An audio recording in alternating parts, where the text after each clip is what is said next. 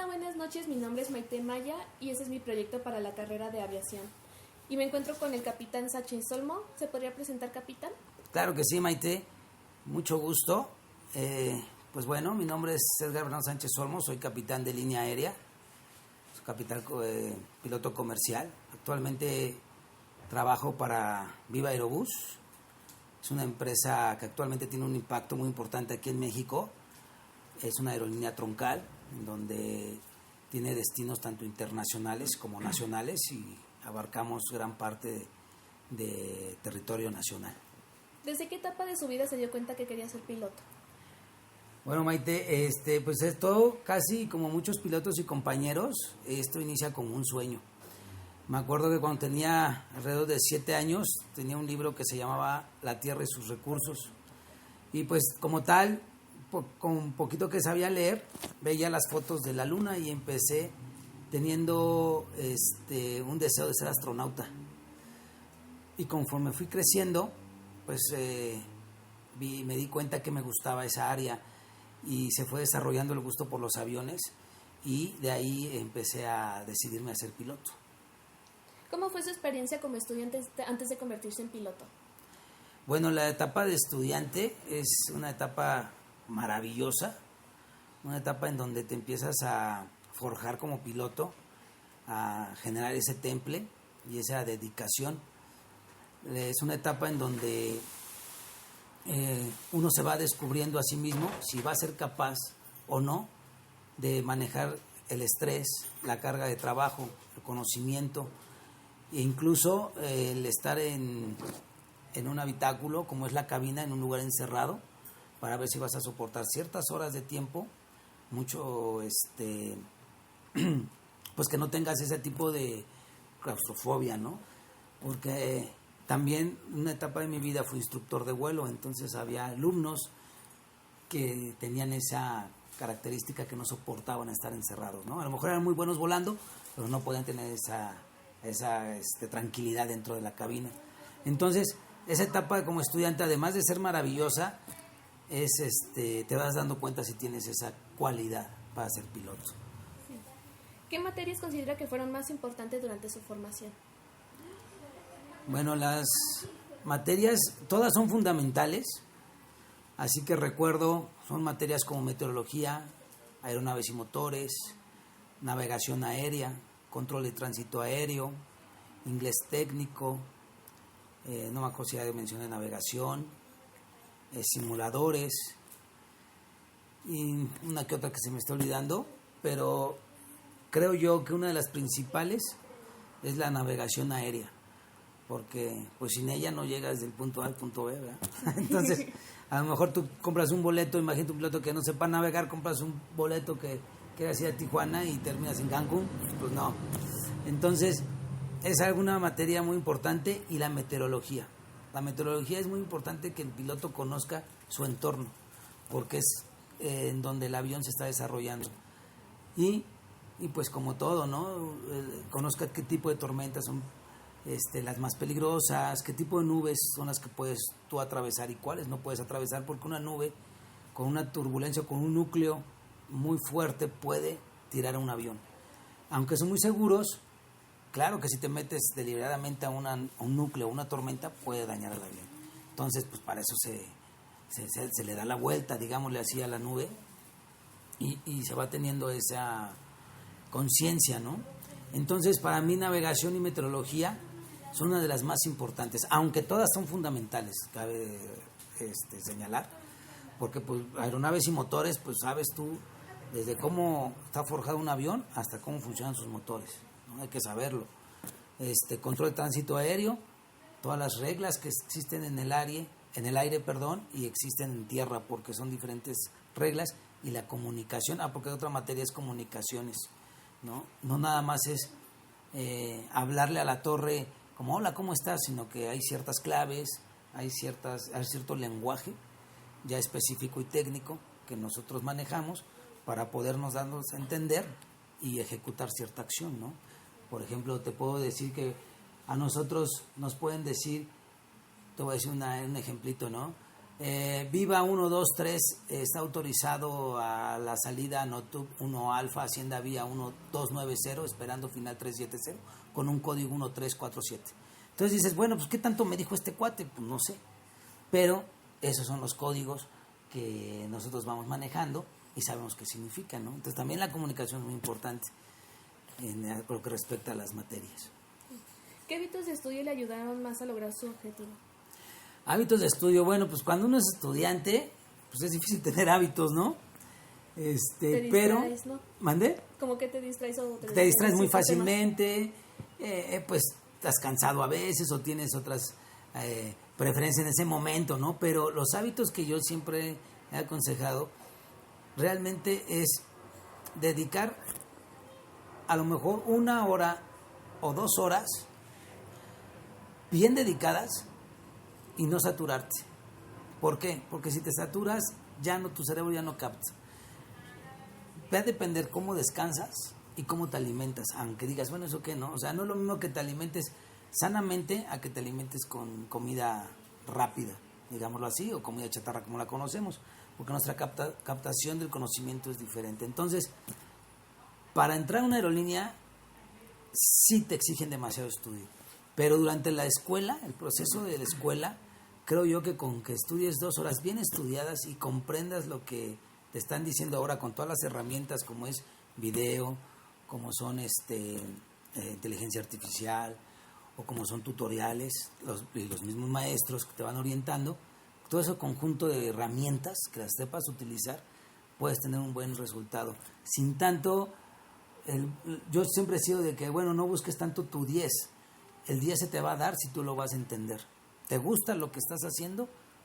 Vas a poder ser un buen estudiante, que te apasione, que te guste, que no lo veas como obligación, velo como un hobby, ¿no? Por ejemplo, yo me traigo a platicarte que yo mi trabajo no trabajo, para mí es un hobby. Yo voy a trabajar y para mí es divertirme, porque es lo que yo siempre he querido, gracias a Dios se me dio, y para mí es un hobby estar en una cabina de avión.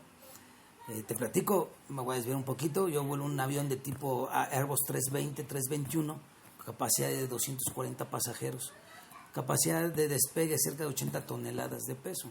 Es un avión consideradamente grande, está un poquito abajo de los heavies y vaya, tener la responsabilidad de esas maquinotas, yo a veces cuando estoy dándole la vuelta de seguridad, que le llamamos walk around, a veces me pongo a pensar, ¿a poco estoy a cargo de esta cosa, no? Y ya a veces te hace natural o habitual porque es el día a día, pero cuando te puedes salir de esa imagen, dices, vaya, es una cosa maravillosa, es una carrera maravillosa, la aviación. Dice, hay un dicho que dice, una vez que pruebas las mieles de la aviación, nunca más se te van a olvidar. Entonces, es la respuesta. Sí. ¿Cuál fue la materia o entrenamiento que más se le dificultó y cómo logró superarlo? Creo que navegación aérea, porque hay una etapa en la escuela donde tienes que, antes de subirte a un avión como tal, real, tenemos que pasar por una etapa de simuladores, en donde ahí los instructores, que también son pilotos, nos enseñan a navegar desde lo básico hasta lo moderno. Lo básico, imagina que hay muchos relojitos, como un reloj así de manecillas en la cabina, pero cada manecilla y cada numerito significan algo. Entonces, esa navegación antigua, digámoslo así, o mejor conocida como raw data, básica, es la navegación más difícil que para mí fue. La intersección de radiales, que es una radial, es como un rumbo. ¿Sí ubicas la brújula? Sí. La brújula, ya ves que la brújula dice, estamos al norte, ¿no? Y del norte que empieza con sumas de 10 en 10 grados, el 10 grados, 20 grados y así, el sur es 180. Entonces, todo ese conjunto más otros instrumentos, le llaman el Mickey Mouse o el Six Pack, es en el lenguaje de un avión convencional, es lo más difícil, porque en tu cabeza tienes que imaginarte como carreteras en el aire y ver por dónde vas a entrar, pero todo es imaginario. Entonces desarrollar esa imaginación es la que a mí en lo personal me costó más trabajo, y llevarlo al simulador. Entonces tú estás en el simulador, te encierran en una caja, imagínate una caja, ahí encerrado con puros números y viendo, tú no ves nada. Imagínate que adelante no hay nada, nada más puros, es un panel de instrumentos y lo único que ves son numeritos. Y te dicen, ahora haz esto, haz esta maniobra, haz un arco, haz una intercepción de radiales, haz un patrón de espera, haz una aproximación a tal aeropuerto, a Toluca, a México, a Acapulco, Guadalajara. Y tú no te debes de perder. No te debes de perder y debes de llegarlo. Ya al final el instructor te enseña una hoja donde así te trazó todo lo que hiciste y ya ves si te perdiste o no. Entonces es lo más difícil. ¿Cómo lo superé? Pues estudiando. Estudiando y además el instructor en ese entonces que, pues bueno, lamentablemente que en paz descanse, Capitán Torres. Si te equivocabas, te sentaba en un rincón y te ponía unas orejas de burro. Y así te dejaba, así entraban los demás alumnos y te veían ahí sentado con las orejas de burro. Y ya sabían que te habías equivocado o te habías perdido.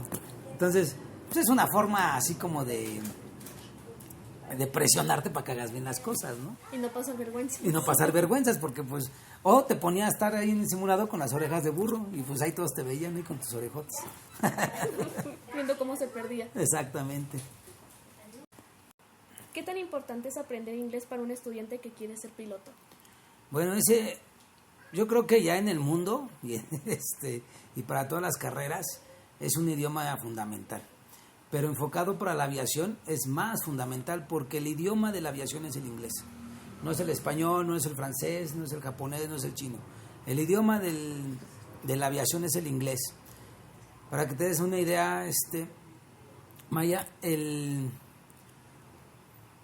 los manuales, todas las indicaciones del avión, todos los comandos, hasta el mínimo botón viene en inglés. Todo viene en inglés. Si tú no necesitas como tal ser el gran bilingüe, la gran persona que hable así un inglés súper fluido, pero sí necesitas un porcentaje que te lleve a entender, a leer, escuchar y escribirlo de una manera que te puedas dar a entender con la otra persona. Nosotros, los pilotos, tenemos exámenes que se llaman RTARI. Los RTARIs los califica la OASI, que es la Organización de Aviación Civil Internacional. La OASI lo clasifica en 3 números, que es el 6, el 5 y el 4. El piloto debe rondar en esos 3 calificaciones. Para que te des una idea, el 4 es un 80% de inglés, el 5 es un 90% y el 6 es un inglés perfecto. No puedes tener el 100% porque nosotros mexicanos no somos de habla, nuestra lengua materna no es el inglés, es el español. Por eso no podemos llegar a tener la excelencia del idioma, pero sí podemos tener un porcentaje del 99.9%, ¿no? Entonces, yo siempre ando oscilando entre el 4 y el 5, entre el 80 y el 90% de inglés. Para los demás tripulantes, conocidos como azafatas, sobrecargos, nosotros en la aviación les decimos generalmente tripulantes de cabina. Ellas o ellos les exigen un poquito menos, a lo mejor con un 70% que tú puedas demostrarlo, sales avante en un trabajo de línea aérea, porque también hay ejecutiva, aviación ejecutiva. Entonces la línea aérea, y cada empresa te va a pedir cierto porcentaje, ¿no? A lo mejor aquí en México con un 70 la libras, pero si te quieres ir a Etihad, a Emirates allá con los Emiratos, ellos te van a exigir un inglés 100% fluido. Ellos te exigen más, los chinos te exigen más, pero también la paga es mejor, ¿no? Entonces es fundamental. Y mayor oportunidad laboral. Y mayor oportunidad, claro, sin duda alguna. ¿Qué recomendaciones le daría para prepararse desde la escuela antes de entrar a una academia de aviación? Bueno, algo que siempre les he dicho, nosotros dependemos de nuestra salud. Entonces, medicina de aviación, para que tú entres a ser sobrecargo piloto, te hace un examen. En ese examen, yo diría, primero me voy a hacer ese examen psicofísico que le llaman, para ver si estoy apto y puedo ser candidato a ser piloto o sobrecargo. En ese examen te van a calificar tu salud, porque te ven oftalmología, en donde una de las causas que muchos no les dan el apto es el daltonismo. no distinguir el rojo y el verde. El daltonismo es una causa por la cual no puedes ser piloto o sobrecargo. Tienes que corregir, aunque sea con lentes 20/20. Pasas a odontología, pues tienes que tener tu dentadura bien, sin una caries ni nada, te exigen eso. Pasas a otorrinolaringología, donde no puedes tener tabiques desviados.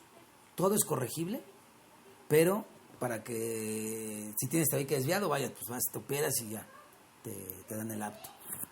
Pasas cardiología para que no tengas afectaciones cardíacas y pues obvio no te pueda dar un paro arriba y comprometa la seguridad de un vuelo. Pasas a audiometrías, que tú escuches bien, que tengas buen balance. Medicina general, como es peso y algunas preguntas de tu récord, cómo estás en salud. Te hacen un encefalograma para ver cómo estás de la cabecita y una radiografía de pulmones. Entonces, pasando eso, te pasan a un examen psicológico, que cuando es por primera vez dura cerca de 5 horas. Te hacen unos estudios que se llaman Tarmen, me parece, Tarmen o algo así. Y son preguntas, cerca de 600, 700 preguntas, ¿no? En donde ven tu perfil psicológico. Y ya una vez pasando eso, ya eres apto. Entonces, ahí es una de las cosas que tendrías que ver para ver si yo quiero estudiar eso. Bueno, voy y me hago mi examen. Y una vez que pase el examen, que yo sé que soy apto, escojo mi mejor oferta de escuela. Porque hay escuelas que son más caras y otras un poquito más económicas, que estén siempre dadas de alta ante la FAC, que es la Agencia Federal de Aviación Civil aquí en México, y ya empezar a iniciar mi carrera o mi sueño. Esas son las cosas principales. Y una administración financiera, porque privada es un poquito costosa. Sí. ¿Cómo era la relación entre la teoría y la práctica durante su preparación? Oye, esa es muy buena pregunta, porque fíjate que cuando yo fui instructor de vuelo, fui 5 años instructor de la Escuela de Aviación en México, y a veces llegaban mis alumnos y les decía, ¿te acuerdas lo que viste en teoría? Sí. Pues déjalo a un lado. Se los decía de broma. Sirve la teoría, obviamente, claro que sirve, sin ella estaríamos perdidos, pero la relación, creo que es también por el país donde estamos. La teoría te dice una cosa y la práctica es otra. Entonces sí tienes que hacer una conjunción, porque como en la vida, ¿no? Te enseñan una cosa, a lo mejor en tu escuela, pero vas a la práctica y te dicen, no, es que aquí las cosas se hacen así. Oye, pero a mí me dijeron que era azul. No, pues es que aquí es verde. Pero el libro dice que es azul. No, pues es que aquí es verde. Y pues tiene que ser verde, ¿no? Entonces, eso sí tiene que tener claro, pero lo vas aprendiendo. Eso lo vas aprendiendo conforme vas formándote. No necesariamente tienes que llegar sabiéndolo, ¿no? Te voy a decir una cosa. Por ejemplo, los alumnos llegaban yo daba instrucción en el aeropuerto Matamoros, en Cuernavaca, y también, di en Cuernavaca, Acapulco, Guadalajara, y en Cuernavaca llenaban el plan de vuelo de una forma. Íbamos de ruta a Puebla, y en Puebla era de otra forma. No, es que aquí va la letra L. No, es que aquí va la N. No. Entonces la teoría y la práctica ahí se peleaban, ¿no? Entonces tienes que empezar a formarte y tener tanto tu teoría y tu práctica, hacer la unión y ya así poder ir sobresaliendo. Entonces, no es que estén peleadas, pero se tiene que hacer como un buñuelo, ¿no? Juntarlas y ¿se llaman buñuelos o cómo se llaman las que están bolitas así todas unidas como el dulce? Vamos a hacer como un muégano o algo así, juntarlo para poder salir avante en la vida, ¿no? El día a día. Esa es la relación que yo lo veo. ¿Qué esperaba de la carrera antes de estudiarla y qué descubrió después? Bueno, antes de estudiarla, yo pensé que era de fama y fortuna, pero no lo es. Antes de estudiar pensé que todo era más fácil, pensé que no se tenía que estudiar tanto, no pensé que fuera tan estresante, no pensé que te sometieran a tanto estudio, sobre todo el estudio. Hoy en día me doy cuenta que nosotros nos sometemos cada 6 meses a evaluaciones en simuladores ya profesionales, en simuladores de 6 ejes, en donde te recrean muchas fallas. Y literal, diario tengo que estar estudiando 1 hora, diario, de mi vida. O sea, de que estudié, yo dije, ya terminé de estudiar. No. Seguir repasando. diario tengo que estudiar. Y te lo juro que es satisfactorio, pero tampoco me imaginaba la responsabilidad que es volar, ¿no? Cuando uno es estudiante, dices, es un sueño, es algo padre estar al mando de un avión, te crees Top Gun, te crees Maverick, piensas que estás haciendo la guerra y papá, pero no, ya con la vida real, pues es mucha responsabilidad, es mucho profesionalismo, tienes que ser serio, tienes que siempre, la verdad, estar capacitado y muy bien capacitado, porque además de llevar vidas, llevas tu vida, ¿no? Y un error te puede llevar, una cadena de error te puede llevar a una fatalidad. ¿Qué es lo que se busca en la aviación en el mundo y aquí en México? Es la seguridad. La seguridad operacional en todo momento. Entonces, eso es lo que yo, a tu pregunta, es lo que me esperaba que fuera más sencillo, cuando sí requieres un poquito más de tenacidad para seguirte manteniendo. O como cuando dicen de que voy a escoger esta carrera porque no tiene matemáticas o porque no tiene estas materias y es más fácil. Ándale. Y es otra cosa. Sí, tú piensas que, oye, ¿qué crees? Que no ves tantas matemáticas. Tú pensarías que sí, en la aviación, Sí. porque son números. Sí ves, pero no como uno pensaría. ¿Por qué? Porque la aviación de hoy te lo da la computadora todo. Pero ¿qué crees? Hay que saber programar, hay que saber entender computadoras y algoritmos en las pantallas. Pero ya todo te lo da. Entonces, anteriormente la aviación antigua sí eran muchas matemáticas, tenías que hacer fórmulas de cómo voy a descender, derivas de viento, a cuántos pies por minuto voy a descender, qué velocidad voy a tener. Hoy en día ya todo te lo da, pero es más seguro porque nos quita carga de trabajo. Ojo, no quiero decir que no lo vayas a aprender si quieres estudiar eso. Tienes que pasar por ahí, Sí. forzosamente. ¿Qué tipo de disciplina se necesita para estudiar aviación? Híjole, pues yo creo que una disciplina que venga de casa con buenos principios es suficiente. Una disciplina en donde quieras hacer las cosas, una disciplina de educación, de respeto, honestidad, con uno mismo y ante las demás personas. Con eso es suficiente para que tú puedas empezar a estudiar la aviación. Porque te voy a decir una cosa, de repente te dicen en la aviación, ¿cómo te sientes hoy para volar? Y a veces a lo mejor uno se fue de parranda el día anterior y vienes cansado, vienes desvelado y no eres honesto contigo mismo y dices, me siento bien para que no te castigue la empresa. Pero eso puede llevar a que tengas omisiones o errores y puede llevar a un accidente. Entonces viene la honestidad, ¿no? ¿Sabes qué? Ayer me fui de parranda, vengo desvelado, no estoy apto para volar. Soy honesto conmigo mismo. Que activen a alguien más, que sí descansó sus 8 horas. Entonces, ese tipo de disciplina creo que es fundamental, ¿no? La honestidad, la educación, el compromiso con uno mismo. ¿Qué consejo le daría a un estudiante que está dudando si elegir esta carrera? Que nunca quite el dedo del renglón y que 1000 veces vale la pena lograrlo. ¿Qué le hubiera gustado saber cuando era estudiante y nadie le dijo? Que existían otras escuelas más baratas, más ofertas de escuela. Me hubiera gustado saber, pues creo que eso nada más. Lo demás lo vas aprendiendo bien. Más ofertas de escuelas en donde yo me enfoqué a una que la única que conocía y pues era una de las más caras, ¿no? Entonces me costó más trabajo. Tipo no investigar bien de que todas las opciones y se fue en la primera cosa que vio. Sí. ¿Hubo en algún momento en el que pensó abandonar la carrera o qué lo motivó a continuar? Nunca pensé en abandonarla. Tuve muchas brechas difíciles en la vida. Gracias a Dios tuve el apoyo de mis padres. Que eso pues les agradezco infinitamente. A mi madre sobre todo. Pero nunca en mi mente nunca pasó desistir de estudiar la carrera.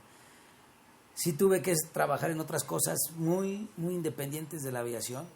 Vendí trajes, estuve en un taxi, di clases de fútbol, estuve en escuelas, dando cursos de verano.